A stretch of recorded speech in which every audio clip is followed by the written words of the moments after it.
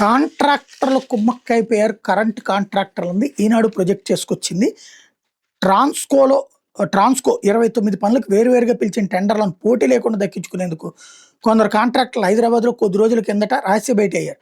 దీనికి 20 మంది కాంట్రాక్టర్లు హాజరైనట్టు సమాచారం. ఈ వ్యవహారంలో మంత్రికి అన్ని తానే చక్కబెట్టే ప్రైవేట్ వ్యక్తి మరో మంత్రి కుమారుడు కీలకం వ్యవహరించినట్టు తెలుస్తోంది. టెండర్ విలువ మీద అధిక ధరకు బిడ్లు వేసి లబ్ధి పొందాలని ఏకాభిప్రాయానికి వచ్చినట్టు సమాచారం. సదరు మంత్రి కుమారుడు విద్యుత్ పన్ను కాంట్రాక్టర్ కావడం గమనార్హం. ఏపీ ట్రాన్స్కో వారం వ్యవధిలో 1600 కోట్ల విలువైన 29 పనులకు టెండర్ పిలిచింది.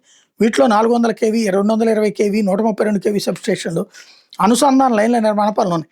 గతంలో ఇలా కేవలం రోజుల వ్యవధిలో ఇన్ని పనులకు ట్రాన్స్కో టెండర్లు పిలిచింది లేదని చెప్తున్నారు.